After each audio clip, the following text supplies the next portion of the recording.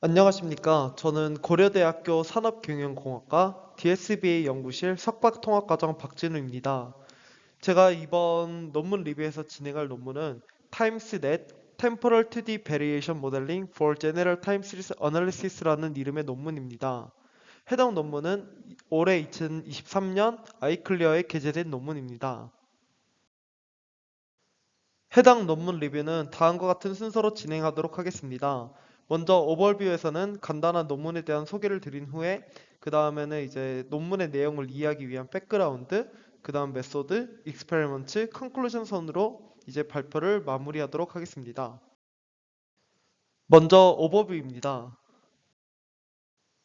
해당 논문에서 제시하는 타임스넷이라는 모델은 시계열 데이터에 존재하는 멀티페리오디시티 특성을 반영하고자 기존 템포럴 베리에이션을 인터피리오드 베리에이션으로 확장하여 분석하고자 합니다. 이를 함께 분석하기 위해서 인터피리오드 베리에이션을 2D 텐서 형태로 임베딩하여서 이렇게 서로 다른 두 베리에이션을 함께 고려하여 모델링한다는 것이 해당 모델에서 제시하고 있는 방법론입니다. 이때 해당 모델의 구조는 다음과 같습니다. 그럼 이에 대해서 더 자세하게 알아보도록 하겠습니다. 그 다음으로는 해당 논문을 이해하기 위한 백그라운드에 대해서 간단하게 설명드리도록 하겠습니다. 그 다음으로는 타임 시리즈 데이터의 특성에 대해서 간략하게 알아보도록 하겠습니다. 먼저 타임 시리즈 데이터란 일정한 시간 동안 수집된 순차적으로 정해진 데이터들의 집합을 의미합니다. 이에 데이터들은 시간에 관하여 순서가 매겨져 있고 연속한 관측치들은 서로 상관관계를 가지고 있습니다. 그 다음으로 타임 시리즈 데이터의 특성에 대해서 알아보도록 하겠습니다. 가장 먼저 추세가 있습니다. 추세는 데이터가 장기적으로 증가하거나 감소할 때 나타나는 방향성을 의미합니다. 이때 추세는 꼭 선형적인 추세를 띠지 않아도 이 추세라고 부르고 있습니다. 그 다음으로는 계절성입니다. 계절성은 일정한 빈도로 반복되는 패턴으로 특정 빈도에서 특정한 때에 나타나는 패턴을 의미합니다. 그 다음으로는 주기성이 있습니다. 주기성은 사람마다 어떻게 정의하느냐에 따라서 그 의미가 달라질 수 있기 때문에 저는 Forecasting Principles and Practice 책을 참고하여 해당 주기성을 정의하도록 하겠습니다. 이 주기성은 고정된 빈도가 아닌 형태로 발생하는 증가하거나 감소하는 등의 패턴을 의미합니다. 이때 계절성과 유사해 보이지만 이때 계절성은 일정한 빈도로 반복되는 패턴이고 주기성은 고정된 빈도가 아닌 형태로 발생하거나 증가하는 그러한 패턴이라고 이해해 주시면 되겠습니다. 그 다음으로는 불규칙 요소가 있습니다. 불규칙 요소는 예측 불가능한 의미의 변동을 의미하여 이제 설명될 수 없으며 이제 돌발적인 요인으로 인하여 발생합니다. 이때 주기성에 위에 이제 별표를 쳐놓은 것은 해당 주기성을 다루는 것이 타임스넷에서 하는 장치이기 때문입니다. 다음으로는 푸리에 트랜스폼에 대하여 설명드리도록 하겠습니다. 푸리에 트랜스폼은 신호 처리 분야에서 쓰이는 알고리즘이지만 현재는 이미지나 시계열 등 다양한 분야에서 사용되고 있습니다. 푸리에 트랜스폼은 타임 도메인에서 어떤 데이터가 들어왔을 때 해당 데이터를 이제 여러 개의 주기 함수로 분해하여서 프리퀸시 축에서 시그널에 대한 세기와 함께 타임 도메인에서의 위치 정보를 계산하는 알고리즘이라고 봐주시면 되겠습니다. 이에 다음과 같이 타임과 이제 진폭, 앰플리튜드를 y축으로 하고 타임을 x축으로 하는 어떠한 데이터가 들어왔을 때 이를 다음과 같이 프리퀸시와 이제 앰플리튜드로 나타내주는 그러한 것이 푸리에 트랜스폼이라고 봐주시면 되겠습니다. 먼저 저는 신호 처리 분야에 대해서 깊은 이해는 가지고 있지 않아서 수식보다는 어떠한 방식으로 푸리의 변환이 이루어지는지 그 컨셉을 위주로 설명드리도록 하겠습니다. 먼저 푸리의 변환을 이해하기 위해서는 푸리의 시리즈에 대하여 알아야 합니다. 푸리의 시리즈는 같은 형태를 반복하는 주기를 가진 파동은 아무리 복잡하게 이루어져 있더라도 단순한 파동들의 결합으로 이루어진다는 가정에서 나왔습니다. 이에 아무리 복잡한 주기를 가지는 파동이 있더라도 삼각함수들의 조합을 통해서 표현할 수 있다는 것이 푸리의 시리즈를 의미합니다. 이때 단순한 파동의 결합으로 이제 복잡한 파동을 표현할 수 있다고 했는데 여기서 말하는 단순한 파동은 바로 삼각함수를 의미합니다. 즉 다음과 같이 임의의 주기함수 ft가 존재할 때 이는 임의의 상수 a0와 다양한 주기를 가지는 코사인들과 사인들의 합으로 표기할 수 있다는 것입니다. 이를 수식으로 표현하면 다음과 같이 나타낼 수 있습니다. 이때 중요한 부분은 다음과 같이 a0와 an, bn을 의미합니다. 먼저 사인과 코사인 함수는 0을 중심으로 진동하는 파동이기에 0이 아닌 다른 수를 중심으로 나타나는 파동은 표현할 수 없습니다. 이때 a0가 의미하는 것이 이제 풀이의 급수에서 중심을 표현하는 상수라고 보시면 되겠습니다. 또한 코사인과 사인으로 이루어진 파동 모두 기본 주파수가 정수배인 주파수들의 파동들로 이루어지고 있기 때문에 해당 식을 이제 아래와 같이 표현할 수 있게 됩니다. 이때 AN과 BN을 풀이의 개수라고 하는데 이것들이 의미하는 것이 파동의 강도가 얼마나 되는지를 나타내기에 우리는 먼저 이 AN과 BN을 구하고자 합니다. 그 다음으로는 A0, AN, BN을 간단하게 구해보도록 하겠습니다. 먼저 A0의 같은 경우에는 원래의 파형 FT에 대해서 한 주기의 적분값을 구한 후에 T로 나눠서 이렇게 간단하게 구할 수 있습니다. 그 다음으로는 AN과 BN을 구해보도록 하겠습니다. AN과 BN 같은 경우에는 원래의 파형 FT에 구하고자 하는 개수에 해당하는 코사인, 사인 파형을 곱해서 적분한 후에 이제 직교성이나 삼각함수의 정리 등을 이용해서 수식을 다음과 같이 간소화할 수가 있습니다. 이때 AN 같은 경우에는 이제 코사인, 이제 BN 같은 경우에는 사인 파형을 곱해서 적분한 후 다음과 같이 구해주시면 되겠습니다. 저희는 최종적으로 이전의 과정을 통해서 다음과 같은 삼각함수 풀이의 급수를 구할 수 있게 되었습니다. 즉, 이 말은 저희가 개수를 모두 구하여서 이제 코사인이나 사인 주기함수를 통해서 다른 주기함수를 표현할 수 있게 되었다는 것을 의미합니다. 다음으로는 오일러 이퀘이션에 대해서 알아보도록 하겠습니다. 저희는 보통 2차원상의 한 점을 나타내기 위해서는 x와 y 좌표에 두 개 값을 필요로 합니다. 이때 오일러 공식을 사용하면 복수수 하나로 2차원상의 점을 나타낼 수 있게 됩니다. 복수수 평면에서 실수 부분은 아래로 나타내는데 저희가 이제 통상적으로 x축이라고 표현하는 부분을 다음과 같이 코사인으로 나타낼 수 있고 허수 부분 im은 이제 사인으로 표현되는데 저희가 통상적으로 y라고 표현하는 부분을 다음과 같이 나타낼 수 있습니다. 이때 어떤 주기성을 가지는 함수를 표현할 때 오일러 이퀘이션을 이용하면 사인과 코사인의 조합을 하나의 값으로 표현할 수 있도록 해주는 것입니다.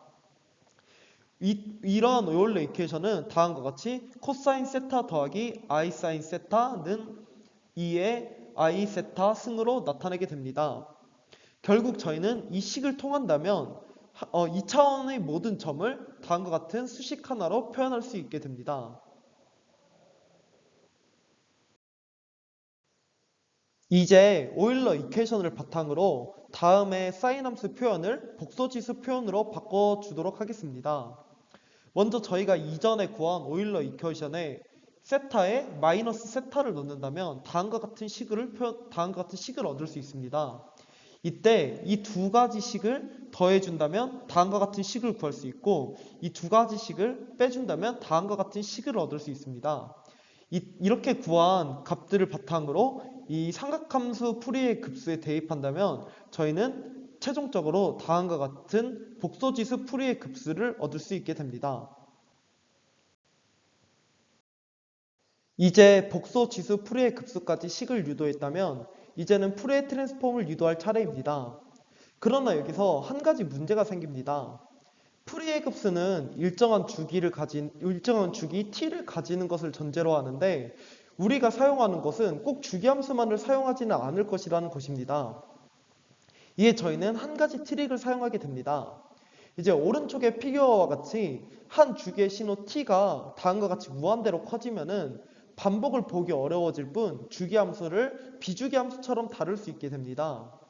또한 주파수의 선 스펙트럼 간격이 0으로 접근하면서 연속 스펙트럼 형태로 바뀌어서 이제 비주기 신호에 대한 식이 도출되게 됩니다.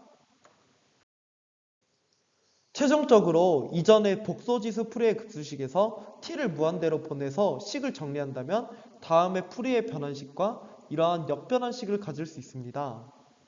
이때 변환식을 통해서는 타임 도메인에 입력 함수 yt가 들어왔을 경우 주기함수 성분으로 분해했을 때의 개수를 구해주게 됩니다.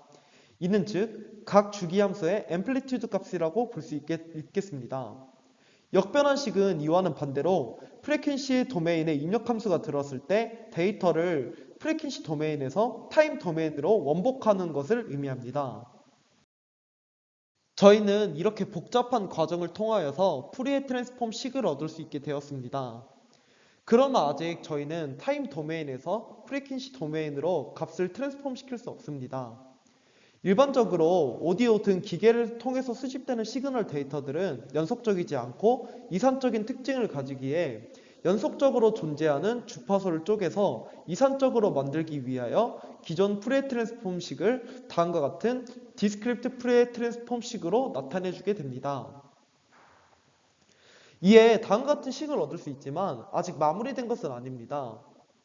이렇게 구한 디스크립트 푸리에 트랜스폼을 그대로 이용할 수도 있지만 이는 컴퓨테이셔널 코스트가 크기 때문에 주기성과 대칭성을 이용하여 복잡도를 낮추는 패스트 푸리에 트랜스폼을 이용합니다. 패스트 푸리에 트랜스폼은 분할 정복 기반 알고리즘인 쿨리투키 알고리즘을 통하여서 최종적으로 시간 복잡도를 기존 올더 오브 n 제곱에서 올더 오브 n 로그 n까지 줄일 수 있게 되었습니다. 마지막으로 풀이의 변환을 통해 얻어지는 값이 어떻게 주기함수의 강도가 되는 것인지 알아보도록 하겠습니다. 결론적으로 풀이의 변환이 의미하는 것은 다음과 같습니다. 이 해당 수식에서 어떤 주기함수를 표현하고자 할 때 다음과 같은 n분의 2파이 k, 즉 원이 움직이는 속도를 바탕으로 통하여 주파수가 정해지고 원이 반지름이 얼마나 크느냐에 따라서 해당 주기함수의 앰플리튜드가 커진다고 이해해 주시면 되겠습니다. 결국 이렇게 원이 움직이는 속도인 n분의 2파이 k와 원의 반지름인 스몰 yn을 통하여 주파수의 앰플리튜드가 정해져서 하나의 주기함수가 다음과 같이 나오게 되는 것입니다. 이렇게 만들어지는 각 주기함수의 합을 통하여서 단일 신호들의 합인 이 네 번째 원인 이 라지 YK가 이렇게 표현이 되는 것입니다. 즉 푸리에 트랜스폼은 다음에 이 라지 YK를 이렇게 네 개의 작은 주기함수, 그 자기 자신을 표현할 수 있는 작은 주기함수 4개로 이렇게 표현하는 것이 다음에 푸리에 트랜스폼이 의미하는 것이라고 볼 수 있겠습니다. 그 다음으로는 메소드에 대해서 설명드리도록 하겠습니다. 먼저 해당 논문에서 말하는 기존 타임 시리즈 데이터들의 문제점에 대해서 말씀드리도록 하겠습니다. 타임 시리즈 데이터는 그 데이터 특성상 데이터가 시간 순서대로 컨티뉴어스하게 이루어져 있으며 각 타임 포인트들은 하나의 스칼라 값만으로 저장되게 됩니다. 그러나 이러한 단일 시점의 스칼라 값만으로는 타임 시리즈 분석을 진행함에 있어서 충분한 시멘틱한 인포메이션을 제공할 수 없다고 말하고 있습니다. 이에 저희는 타임 시리즈 데이터를 가지고 모델링을 하기 위해서는 이러한 타임 시리즈 데이터가 가지는 연속성, 주기성, 추세 등과 같은 고유한 속성을 반영하여 모델링할 수 있어야 합니다. 그러나 현실 세계의 데이터들은 여러 베리에이션을 보이는데 다음과 같이 급락하거나 급등하거나 변동하는 등의 이러한 베리에이션들을 가져서 이런 베리에이션들이 이제 서로 합쳐지거나 겹쳐지면서 복잡한 패턴을 만들어내기에 이러한 베리에이션들을 잘 포착할 수 있는 레프레젠테이션을 뽑아내는 것이 매우 중요합니다. 이때 타임스넷에서는 기존 대부분의 모델이 인풋으로 사용하던 1D 타임 시리즈 데이터를 멀티 페리어디시티를 기반으로 하는 새로운 디멘션에서 분석하여 이러한 문제를 해결하고자 합니다.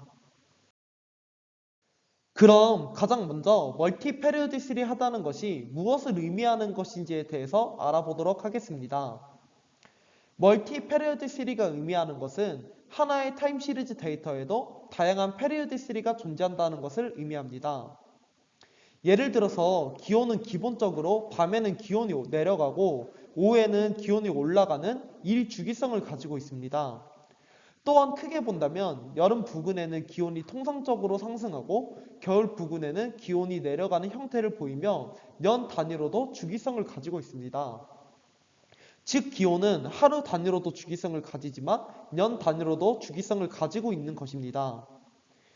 이때 각 주기 내의 타임 포인트들은 해당 포인트에 인접한 에어리어의 템포럴 패턴에도 영향을 받지만 주변 에어리어에 존재하지 않아도 다른 주기들의 베리에이션에도 크게 영향을 받습니다. 이러한 멀티 페리어드 시리는 서로 겹쳐지고 상호작용하면서 베리에이션 모델링을 복잡하게 만들고 있습니다.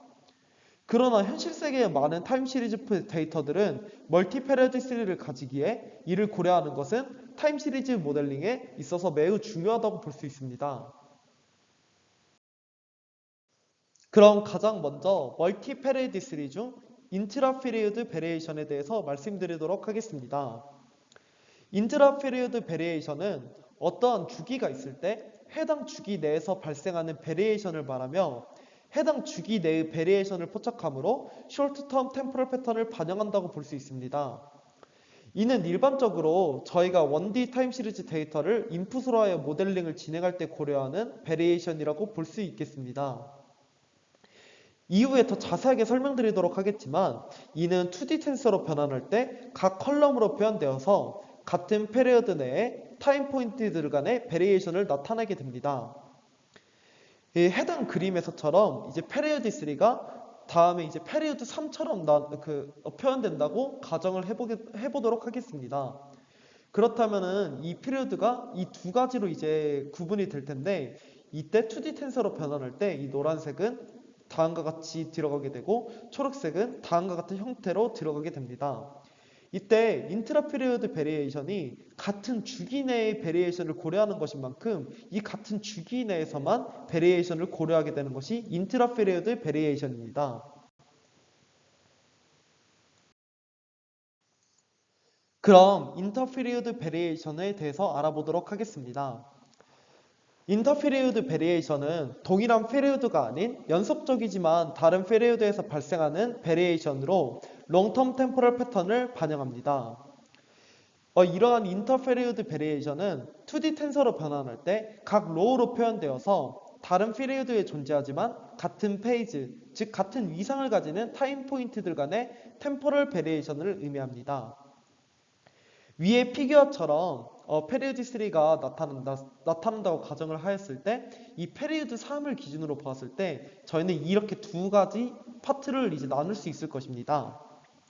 이때 이 선을 기준으로 이를 나눈다면은 이 점과 이 점은 이 연결되어 있는 이 두 점은 서로 다른 피리어드에 존재하지만 그 피리어드 상에서 같은 페이지, 즉 같은 위상에 존재하는 점이라고 볼 수 있습니다. 이때 이 빨간색 점도 피리어드 3을 기준으로 서로 다른 피리어드에 존재하지만 위상적으로는 그 포인트를 공유한다고 볼 수 있습니다. 이러한 것을 토대로 보았을 때 인터피리어드 베리에이션이 의미하는 것은 서로 다른 페리어드에 있어도 위상적으로 같은 공간을 공유하는 점의 그 베리에이션을 고려한다는 것이 인터피리어드 베리에이션이라고 봐주시면 되겠습니다. 이렇게 멀티 페리오디시리를 고려함으로써 인접한 타임 포인트들에 대한 템포럴 베리에이션인 인트라 피리오드 베리에이션과 다른 피리오드에 존재하지만 같은 페이지, 즉 같은 위상에 있는 타임 포인트들에 대한 템포럴 베리에이션인 인터 피리오드 베리에이션을 함께 포착할 수 있게 되었습니다. 위의 피규어를 토대로 예시를 들어본다면 다음과 같이 페리오드 3을 기준으로 나누게 된다면 해당 데이터는 다음과 같이 두 개의 파트로 나누어지게 됩니다. 이때 하나의 주기인 이 노란색과 또 다른 주기인 이 초록색은 다음과 같이 이러한 형태의 컬럼으로 들어가게 됩니다. 이러한 컬럼으로 들어가게 됐을 때 이 노란색 내에 존재하는 타임 포인트들은 이 노란색에 존재하는 템포럴 베리에이션만을 고려하는 인트라 페리오드 베리에이션을 고려하게 됩니다. 또한 이때 페리오드 3을 기준으로 나누었을 때 이 두 가지 페리오드가 나눠지지만 이 이렇게 연결된 이 포인트들이 있습니다. 이 연결된 포인트들은 서로 다른 피리우드에 존재하지만 서로 다른 피리우드에서 위상적으로는 똑같은 포인트들에 있는 점이라고 볼 수 있습니다. 그래서 이러한 점들을 똑같이 2D 텐서로 옮겨 본다면 다음과 같이 표현할 수 있습니다. 즉 저희는 이렇게 2D 텐서로 데이터를 변환함으로써 이 로우 축에서는 인터피리우드 베리에이션을 고려할 수 있게 되었고 이 컬럼 축에서는 이러한 인트라피리우드 베리에이션을 고려할 수 있게 되었습니다.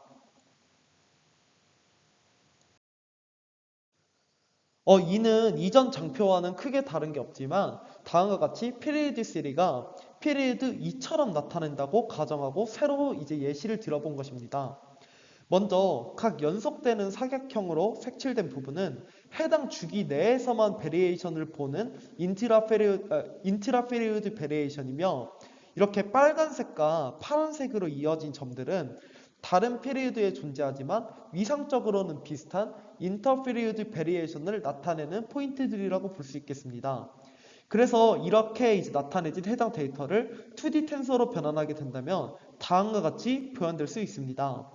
저희는 결과적으로 이러한 2D 텐서로 데이터를 변환함으로써 인터페리우드 베리에이션과 인트라페리우드 베리에이션을 함께 고려할 수 있게 되었습니다. 결론적으로 이렇게 멀티페리오딕한 베리에이션을 포착하기 위해서 다음과 같은 2D 텐서 형태로 변환한다면 이 두 가지 베리에이션을 모두 이용하여 모델링할 수 있다는 것을 확인할 수 있었습니다.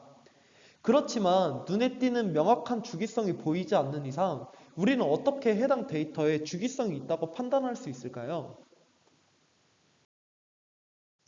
바로 이때 이용하는 것이 패스트 프리의 트랜스폼입니다. 인터피리우드 베리에이션을 표현하기 위해서는 주기를 파악해야 하는데 이를 위해서 인풋 시퀀스에 대하여 패스트 프리의 트랜스폼을 적용합니다. 이후에 모델을 설명하며 더 자세하게 설명드리도록 하겠지만 먼저 이렇게 패스트 프리의 트랜스폼을 적용함으로써 인풋 시퀀스에 대한 앰플리튜드와 프리퀀시 값을 도출합니다. 이 중 앰플리튜드 값이 가장 높은 탑 K개, 즉 가장 뚜렷한 피리오디시티를 가지는 프리퀀시를 선정하게 됩니다. 이후 이렇게 선택된 탑 K개의 프리퀀시에 상응하는 피리오드를 구하게 됩니다. 이후에는 리쉐이프 과정을 거치게 되는데 이전 파트에서 구한 패스트 프리의 트랜스폼의 결과를 바탕으로 1D 타임 시리즈 데이터를 K개의 텐서 형태로 리쉐이프하는 단계입니다.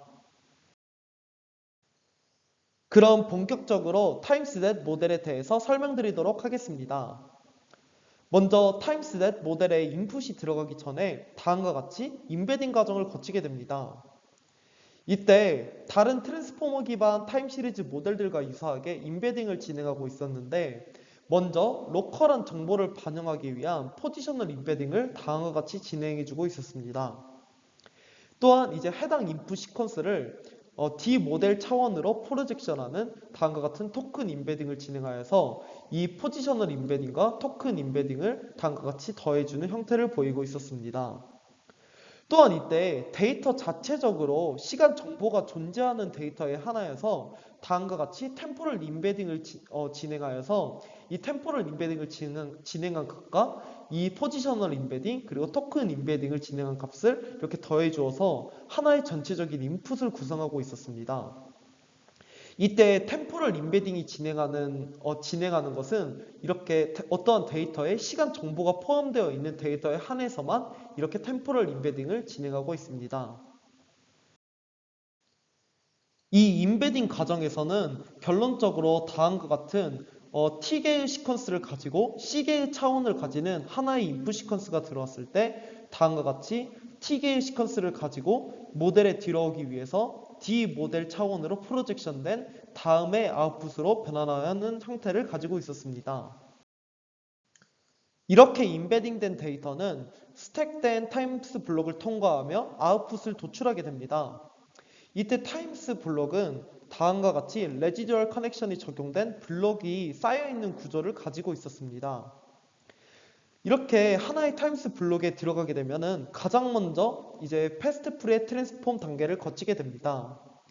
이렇게 패스트 프리의 트랜스폼을 적용함으로써 해당 인풋 시퀀스에 대해서 프리퀀시 f를 찾은 후에 도출한 프리퀀시에 해당하는 앰플리튜드 값을 찾고 패스트 프리의 트랜스폼을 모든 D 모델 차원에서 수행하여서 계산된 D 모델계의 모든 앰플리튜드에 대해 평균을 취해준 것을 다음과 같은 A라고 표기하고 있습니다. 그 다음으로는 이렇게 구해진 앰플리튜드 값을 바탕으로 탑 K개의 프리퀀스를 뽑아내게 됩니다. 이렇게 탑 K개의 프리퀀스만을 뽑아내는 이유는 주파수 영역의 스팔스함을 고려했을 때 의미 없는 하이 프리퀀시가 초래하는 노이즈를 피하기 위해서 선정한 탑 K개를 선정하는 것입니다. 이후 이렇게 구해진 탑 K개의 프리퀀스에 해당하는 피리어드 역시 계산하는데 이때 fi분의 t에 셀 펑션을 적용한 값을 pi 즉 피리어드로 이제 계산을 하고 있습니다. 해당 과정에서는 다음과 같은 인풋 값에 대하여 패스트 프리의 트랜스폼을 적용함으로써 다음과 같이 앰플리튜드, 프리퀀시, 피리어드 값을 구하고 있습니다. 이 값들은 현재 차원에 대해서는 아무런 변화도 주지 않지만 이후 연산에 영향을 미치게 됩니다. 그 다음은 리쉐이프 과정입니다. 먼저 이전에 패스트 프리의 트랜스폼 단계를 거치면서 진행했던 3번 과정에서 다음과 같이 프리퀸시분의 t에 다음과 같은 셀 펑션을 씌워줌으로써 이 리쉐이프 과정에서의 차원이 맞지 않을 수가 있습니다. 이에 적당한 값의 패딩을 취해진 후에 리쉐이프를 진행하게 됩니다. 이전 패스트 프리의 트랜스폼 단계의 결과를 바탕으로 P를 row로 F를 컬럼으로 표현하는 매트릭스에 전체 시퀀스 T가 나누어져서 들어가게 됩니다. 이때 결국 P는 인터피리어드 베리에이션을 나타내게 되고 F는 인트라피리어드 베리에이션을 나타내게 됩니다. 해당 부분에 대해서 간단한 예시를 들어서 설명해 보도록 하겠습니다. 먼저 T는 20으로 임의의 프리퀀시 K는 3으로 다음과 같이 설정을 한다면 이때 fi분의 t의 셀 펑션을 씌운 값이 프리퀀시 K로 나타나기 때문에 PK는 다음과 같이 7로 나타나게 됩니다. 이때 D 모델은 크게 상관이 없으므로 다음과 같이 임의의 숫자 5라고 가정을 해보도록 하겠습니다. 다음과 같이 t는 20이지만 이때 저희가 fk by pk를 구하기 위해서는 총 21개의 값이 필요하게 됩니다. 그러나 이제 저희가 피리어드가 7로 구해지게 되었으므로 이 피리어드를 기준으로 본다면은 이 20개의 데이터를 다음과 같이 나눠서 7개, 7개, 그리고 6개로 나눌 수밖에 없습니다. 그러면은 총 그 20개의 데이터가 나오게 되는데 저희가 pk by fk를 구하기 위해서는 21개의 데이터를 필요로 합니다. 이때 하는 것이 바로 패딩이라고 보시면 되겠습니다. 이 임의의 패딩을 해줌으로써 다음과 같이 777로 나타내게 만들어 줌으로써 이 PK by FK를 전체를 다 채울 수 있도록 이제 리쉐이프 과정을 좀 더 원활하게 할 수 있도록 다음과 같이 패딩 1을 해주는 것이라고 확인해 주시면 되겠습니다. 결론적으로 이 리쉐이프 과정에서는 저희가 이 임베딩 과정에서의 아웃풋인 다음과 같은 형태의 데이터가 이제 인풋으로 들어오게 됩니다. 이렇게 들어온 인풋 데이터는 이전에 패스트 프리의 트랜스폼의 결과를 바탕으로 다음과 같은 2D 형태의 텐서 형태로 바뀌게 됩니다. 이때 총 이 데이터들은 총 K개의 리쉐이프 데이터가 존재한다고 보시면 되겠습니다. 즉 i부터 K까지의 데이터가 존재한다고 보시면 되겠습니다. 다음으로는 컨볼루션 과정입니다. 이전 파트에서 리쉐이프된 데이터에 내에 존재하는 템포럴 2D 베리에이션을 이용하여 리프레젠테이션을 얻고자 2D 컨볼루션을 이용합니다. 이때 타임스넷에서는 2D 비전 백본으로 인셉션 V1 모델을 이용하고 있으며 연산을 진행할 때 K개의 서로 다른 리쉐이프드 2D 텐서에 대해 웨이트를 공유하면서 파라미터 에피션시를 보이고 있습니다. 먼저 해당 부분에 대한 이해를 높이기 위해서 다음과 같이 타임스 블록의 오피셜 코드를 들고 와 보았습니다. 이때 해당 부분의 인셉션 블록의 형태는 기존에 저희가 알고 있던 인셉션 블록의 형태와는 완전히 동일하지는 않은 모습을 보이고 있습니다. 먼저 여기서 가장 먼저 봐야 할 것이 다음과 같은 num kernels입니다. 이때 여기서는 num kernels는 다음과 같이 6으로 설정되어 있는데 이것이 의미하는 것은 하나의 인풋에 대하여 서로 다른 6개의 컴브 연산을 진행해 줄 것이라는 것을 의미합니다. 이 num kernels의 수에 따라서 이 서로 다른 연산을 진행해 주는 횟수를 의미하게 되는데 이때 그 서로 다른 연산은 이 num kernels의 숫자에 따라서 다음과 같이 커널 사이즈가 정해지고 다음과 같은 패딩 사이즈가 정해지는 것을 알 수 있습니다. 이렇게 모든 연산이 마무리되어서 이제 결과가 나오면은 다음과 같은 형태로 이제 결과가 나오게 되는데 이때 스택해준 값에 이제 민을 취해주면서 이제 전체적인 아웃풋을 이제 뽑아내게 됩니다. 이 과정에 대해서 더 자세히 설명드려 보도록 하겠습니다. 먼저 그림이 조금은 난잡할 수 있지만 최대한 자세하게 설명드리고자 다음과 같이 구성한 점 양해 부탁드리겠습니다. 먼저 컴브 연산의 인풋으로는 다음과 같은 형태의 데이터를 가정해 보도록 하겠습니다. T는 20, FK는 3, PK는 7, 그리고 D 모델은 16으로 구성되어 있는 데이터를 가정해 보겠습니다. 이때 이전의 예시와는 조금 다르게 말씀드릴 부분이 이전의 예시에서는 이제 D 모델이 그렇게 중요한 부분이 아니라서 임의의 숫자인 5로 잡고 말씀을 드렸지만 해당 장표에서는 저자의 오피셜 코드에서 타임스넷을 통하여서 이제 롱텀 폴캐스팅을 진행하는 부분의 실험 세팅을 다음과 같이 그대로 가져왔다는 것을 말씀드리면서 이 부분의 예시를 설명드리도록 하겠습니다. 먼저 저희가 num kernels가 6이었는데 이 6이 파이썬의 for 연산으로 들어가게 되면은 이제 0, 1, 2, 3, 4, 5로 이제 나타나게 됩니다. 그래서 이제 i는 0에서부터 이제 5까지 이제 수를 가지게 되는데 이 i에 따라서 다음과 같이 커널 사이즈와 패딩이 정해지게 됩니다. 이렇게 이 i에 따라서 커널 사이즈와 패딩을 계산해 보면 i가 0인 경우에는 커널 사이즈가 1, 패딩이 0이 나오게 됩니다. 또한 i가 1인 경우에는 커널 사이즈가 3, 패딩이 1이 나오게 됩니다. 그리고 이후 이렇게 쭉 계산하여 다음과 같은 커널 사이즈와 패딩을 구할 수 있습니다. 이때 저희의 이제 인풋 데이터인 이 PK by FK by D 모델의 데이터를 다음과 같은 이제 모든 컴브 연산에 넣는다고 이제 생각을 해 보았을 때 저희는 이 모든 연산에 대해서 동일한 형태의 아웃풋을 얻을 수 있습니다. 바로 PK by FK by out 채널이라는 다음과 같은 형태의 데이터를 얻을 수 있습니다. 이때 왜 이 연산을 진행하면은 다음과 같이 동일하게 PK by FK가 나오는지는 이 연산을 통해서 직접 한번 계산해 보시면은 다음과 같은 형태의 데이터가 똑같이 나온다는 것을 확인하실 수 있을 것입니다. 그러나 이제 아웃 채널에 대해서만 이제 변경이 약간 있는데 이 아웃 채널은 해당 오피셜 코드에서는 이제 32로 표현을 해 주었어서 저도 이렇게 32로 표현을 해 주었습니다. 결론적으로 이제 말씀드리면은 PK by FK by D 모델의 데이터에 대해서 다음과 같이 총 서로 다른 6개의 컴브 연산을 진행해 주었을 때 저희는 다음과 같은 동일한 형태의 총 6개의 아웃풋을 얻을 수 있었습니다.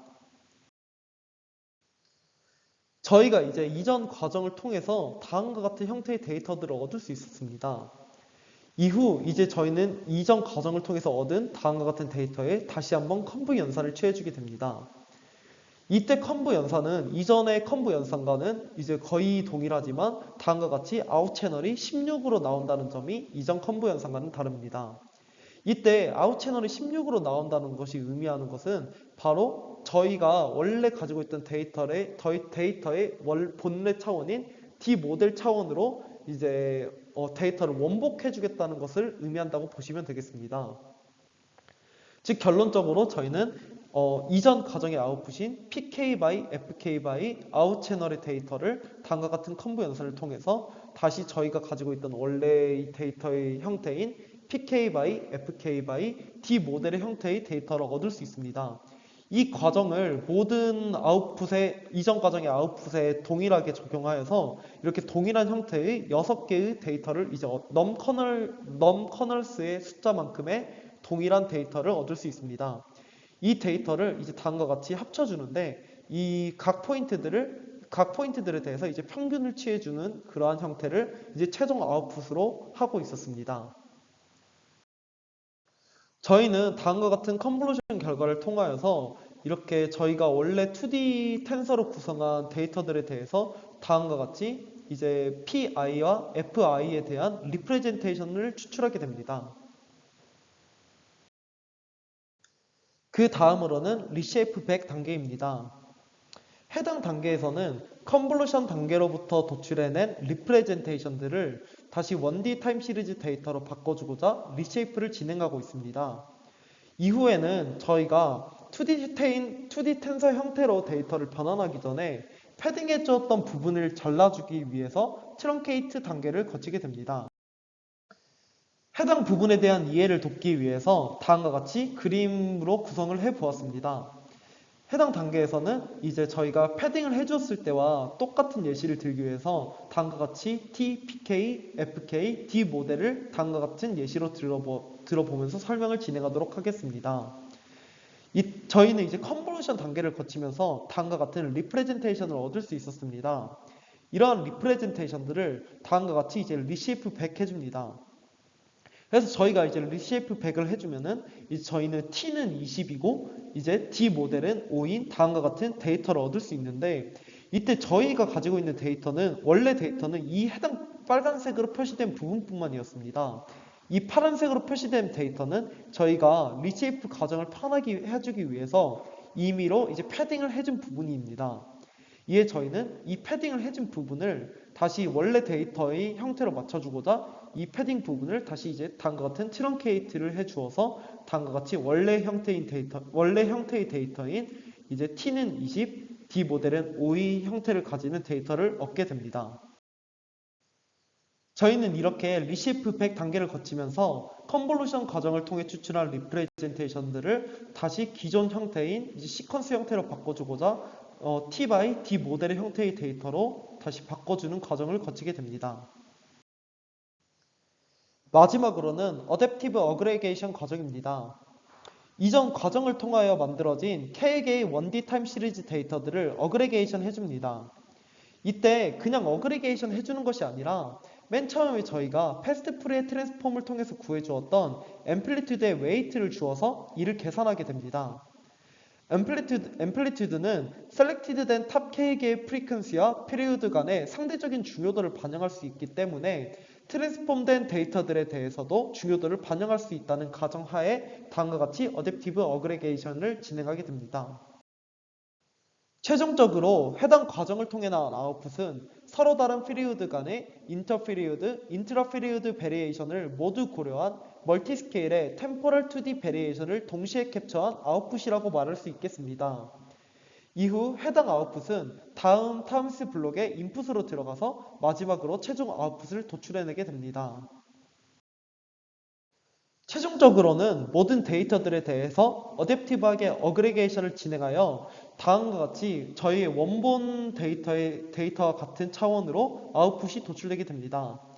이때 다음 블록의 인풋으로 들어가기 위해서 T by D 모델의 형태로 아웃풋이 도출되는데 이 마지막 단계에서의 아웃풋은 저희 이제 원래 데이터라고 할 수 있는 T by C의 형태로 데이터가 나오게 됩니다. 그 다음으로는 익스페리먼트입니다. 실험은 다음과 같은 세팅으로 진행되었습니다. 먼저 포얼캐스팅은 롱과 숏으로 구분하고 있는데 예측해야 하는 프레딕션 랭스가 48 이하일 때는 숏으로 구분하고 있고 예측해야 하는 프레딕션 랭스가 48을 초과할 때는 이제 롱으로 구분하여서 포얼캐스팅을 진행하고 있었습니다. 이때 숏텀에서는 롱텀과는 다르게 스메이프, 메이스, OWA 매트릭을 사용하고 있는데 해당 부분에 대해서 논문에서 자세하게 언급하고 있지는 않고 그냥 엠비츠 모델에서 해당 매트릭들을 사용했기에 이를 그대로 사용하고 있다고 말하고 있었습니다. 이때 OWA는 실험에서 사용하는 M4 데이터에서만 사용하는 매트릭으로 해당 수식에 존재하는 naive2는 해당 M4 데이터셋에 포함되어 있는 벤치마크 데이터를 의미합니다. 이때 처음 데이터에 인풋으로 넣기 위하여 D 모델 차원으로 임베딩 해주는 과정을 이제 모두 기억하실 것입니다. 이러한 D 모델은 다음과 같이 이제 계산이 되게 되는데 이때 C가 의미하는 것은 해당 데이터에 존재하는 차원수를 의미합니다. 즉 결국 이제 D 모델은 저희가 이제 진행하고자 하는 데이터의 피처 수에 따라서 이제 결정된다고 보시면 되겠습니다. 먼저 최종 결과를 살펴보면 다음과 같이 타임 시리즈의 5가지 메인스트림 태스크에 대해서 다른 모델들과 비교하였을 때 모든 방면에서 소타 성능을 보이고 있습니다. 또한 오른쪽의 컴퓨테이셔널 에피션시 측면에서도 모든 태스크를 수행함에 있어서 다른 모델들을 뛰어넘는 그런 모습을 보여주고 있습니다. 그럼 이제 자세한 실험 결과에 대해서 알아보도록 하겠습니다. 먼저 포캐스팅 태스크에 대한 실험 결과부터 알아보도록 하겠습니다. 먼저 롱텀 포캐스팅의 경우에는 데이터셋에 따라서 윈도우 사이즈를 다음과 같이 조금씩 다르게 설정해주고 있었습니다. 이때 일리스 데이터셋은 데이터의 사이즈가 다른 데이터셋에 비하여 비교적 작기 때문에 윈도우 사이즈를 36, 프레딕션 랭스를 다음과 같은 범위에서 설정해주고 있습니다. 또한 다른 데이터셋에 대한 경우에는 윈도우 사이즈를 96으로 하고 이제 프레딕션 랭스 같은 경우에는 다음과 같은 범위 내에서 설정해주고 있었습니다. 결론적으로 타임스넷은 롱텀, 숏텀 포캐스팅에서 모두 가장 뛰어난 성능을 보이고 있습니다. 롱텀 포캐스팅 태스크에서는 MAE 기준으로 9개의 데이터셋 중에서 7개의 데이터셋에서 가장 이제 좋은 성능을 보이는 이러한 성능을 보이고 있음을 확인할 수 있었습니다. 숏텀 포캐스팅의 경우에는 M4 데이터셋에 존재하는 서브 데이터셋에 따라서 다음과 같이 윈도우 사이즈와 프레딕션 랭스를 서로 다르게 설정해주고 있었습니다. 타임스넷은 숏텀 포캐스팅에 대해서도 가장 좋은 성능을 보였는데 이때 M4 데이터셋은 템포럴 베리에이션이 다양하여서 포캐스팅 태스크에서 매우 어려운 데이터셋임에도 불구하고 가장 좋은 성능을 달성한 것을 보며 저자는 타임스넷이 템포럴 베리에이션에 대해 멀티 페리오디시티한 관점에서 접근하므로 더욱 로버스트하기에 이러한 좋은 성능을 보이는 것이라고 말하고 있습니다. 다음은 임의의 포인트에서 데이터가 누락되었을 경우 해당 데이터를 채워주는 임퓨테이션 태스크에 대한 실험 결과입니다. 이때 윈도우 사이즈는 96으로 하여서 진행을 하였고 각 데이터에서 의미의 임퓨테이션을 진행하기 위하여 다음과 같은 12.5, 25, 37.5, 50%의 비율로 타임 포인트를 마스킹하여서 이제 실험을 진행하고 있었습니다. 이때 타임스넷은 모든 데이터셋에 대하여 다음과 같이 좋은 성능을 달성하였습니다. 이는 즉 타임스넷이 누락 시점으로 인하여 불규칙하고 부분적으로 발견되는 템포럴 패턴을 잘 발견할 수 있었기에 해당 결과가 나온 것이라고 말하고 있습니다. 다음은 클래시피케이션 태스크에 대한 실험 결과입니다. 클래시피케이션 태스크에 대한 실험을 진행함에 있어서는 하이 레벨 리프레젠테이션 러닝에서의 모델 카파시티를 검증하고자 시퀀스 레벨에서의 클래시피케이션을 진행하였습니다. 이때 타임스넷은 기존 소타 모델이었던 로켓과 플로우프모보다 더 뛰어난 성능을 보이며 다음과 같이 소타 성능을 달성하고 있음을 확인할 수 있었습니다. 마지막으로는 어노멀리 디텍션 분야에 대한 실험입니다. 해당 분야에서도 타임스넷은 패드포머나 오토포머보다 더 좋은 성능을 보이며 소타를 달성하고 있었습니다. 이때 패드포머나 오토포머 역시 주기성을 고려하는 모델들인 만큼 이 모델들에서 이제 좋은 성능을 보인 것을 보아서 이제 주기성을 분석하는 것이 어노멀리 디텍션 태스크를 진행함에 있어서 매우 중요한 부분이라고 이제 말할 수 있겠습니다. 타임스넷이 데이터를 2D 텐서 형태로 변환하여 분석하는 모델인 만큼 임의의 비전 백본 모델을 선택하여 리프레젠테이션을 뽑아낼 수 있다는 것이 타임스넷의 큰 장점 중에 하나라고 볼 수 있겠습니다. 해당 장표는 비전 백본 모델에 따른 성능 및 효율성에 대한 실험 결과로 다른 모델들을 통해 더 좋은 성능을 얻을 수 있다는 것을 보여주는 장표입니다. 이때 해당 모델에서는 이 민트색의 효율성과 성능을 모두 고려하여서 이 민트색의 인셉션 쉐어링을 이제 사용하여서 전체적인 실험을 진행하고 있었습니다.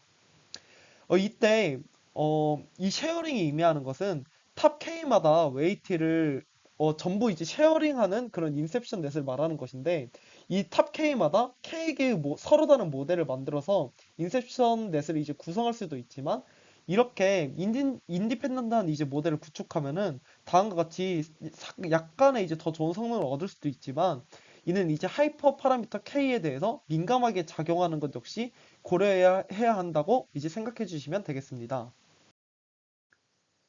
다음은 탑 K개의 피리오드를 선택할 때 K의 변화에 따른 실험 결과를 나타낸 장표입니다.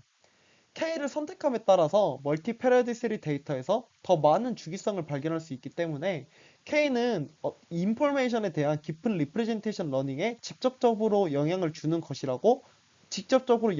하이퍼 파라미터라고 말할 수 있겠습니다. 실험 결과를 보면 클래시피케이션이나 임퓨테이션 태스크에서는 K가 이제 크게 민감하지 않은 모습을 보이지만 포얼캐스팅이나 어노멀리 디텍션에 대해서는 K가 크게 민감한 모습을 보이고 있기 때문에 해당 태스크를 진행할 경우에는 K를 최적화해주는 과정이 필요하다고 보시면 되겠습니다. 타임스넷이 데이터를 2D 텐서로 변환하는 모델인 만큼 변환된 2D 텐서를 시각화한 모습을 다음과 같이 나타낸 것이 해당 장표입니다. 이때 해당 데이터는 ETT-H1 그리고 익스체인지 데이터에 대해서 다음과 같이 2D 텐서로 이제 시각화를 진행하였습니다. 이때 이 행이 의미하는 것은 인트라페리오드로 같은 주기 내의 데이터들이며 이 열이 의미하는 것은 다른 주기이지만 같은 페이지에서의 데이터인 인터페리오드 데이터를 의미합니다. 이때 익스체인지의 경우에는 각 행들이 왼쪽에서 오른쪽으로 가면서 조금씩 이렇게 하얀색으로 옅어지는 것을 볼 때 이 전체적인 로우 데이터는 전체적으로 이렇게 감소하는 추세를 보인다는 것을 해당 2D 텐서를 통해서도 쉽게 확인할 수 있습니다. 어떠한 ETT-H1 데이터 같은 경우에는 이 각 행들이 이 인트라페리오드 베리에이션들이 전체적으로 일정한 모습을 보이면서 이제 글로벌 스테이블 베리에이션을 나타내는 것을 확인할 수 있었습니다. 그 이유는 이제 아무래도 ETT-H1이 전기에 관련된 데이터셋이다 보니까 이렇게 전기가 많이 쓰이는 시점과 이제 하루마다 이제 전기가 많이 쓰이는 시점과 이제 많이 쓰이지 않는 시점이 이제 두드러지게 나타나기에 이러한 이제 변환하였을 때도 다음과 같은 형태를 보이는 것이라고 말할 수 있겠습니다. 다음은 컨클루션에 대해서 말씀드리면서 리뷰 마치도록 하겠습니다. 결론적으로 타임스넷은 타임 시리즈 데이터의 특성인 멀티 페리어드 3를 기반으로 불규칙적인 템포럴 베리에이션을 인트라페리오드, 인터페리오드 베리에이션 관점에서 접근하여 분석하고자 하는 모델입니다. 이때 인트라페리오드와 인터페리오드 베리에이션을 하나의 2D 텐서 형태로 구성함으로써 이 둘을 함께 고려하여 리프레젠테이션을 추출하고 있습니다. 또한 타임스넷은 태스크 제너럴한 모델로 5개의 타임 시리즈 메인 태스크에서 매우 뛰어난 성능을 보였습니다. 그 다음으로는 해당 모델에 대해서 개인적으로 제가 생각한 장단점에 대하여 말씀드리도록 하겠습니다. 먼저 장점으로는 역시 멀티페리어드 3 관점에서 타임 시리즈 데이터를 분석하는 새로운 방법론을 제시하였다는 것입니다. 또한 다음의 장점으로는 기존의 타임 시리즈 데이터를 2D로 변환하여서 분석하는 방법은 존재하긴 하였지만 이러한 변환하는 과정에서 데이터 내부적으로는 템포럴 인포메이션을 가지지 못했기에 이러한 이전의 모델들을 사용할 경우에는 어느 정도의 이제 시퀀스 순서를 반영할 수 있는 모델을 사용했어야 했었습니다. 그러나 이제 해당 모델에서는 데이터를 구성함에 있어서 데이터 자체적으로 템포럴 인포메이션을 포함하여서 그 시퀀스 순서를 반영하지 않는 기존의 이제 비전 백본으로 사용하는 모델들을 사용해도 이제 괜찮다는 것이 해당 모델의 장점이라고 생각하였습니다. 마지막으로 해당 모델의 단점은 역시 이제 주기성을 보는 그러한 모델이기 때문에 주기성이 없는 데이터에 한해서는 오히려 모델이 망가지지 않을까 생각하였습니다. 이 오른쪽에 이제 피규어를 보시면은 이러한 이제 주기성이 전혀 없는 데이터에 대해서 이제 패스트 프리의 트랜스폼을 진행하면은 다음과 같은 이제 프리퀀시 도메인에서의 앰플리튜드가 나오게 됩니다. 이러한 것을 고려하였을 때 이렇게 주기성이 전혀 없는 데이터에 대해서 이제 타임스렛을 적용한다면 별다른 효과를 얻지 못하고 오히려 더 좋지 않은 결과가 나오지 않을까 하는 생각이 들었습니다. 그럼 이를 마지막으로 해당 논문 리뷰를 마치도록 하겠습니다. 들어주셔서 감사합니다.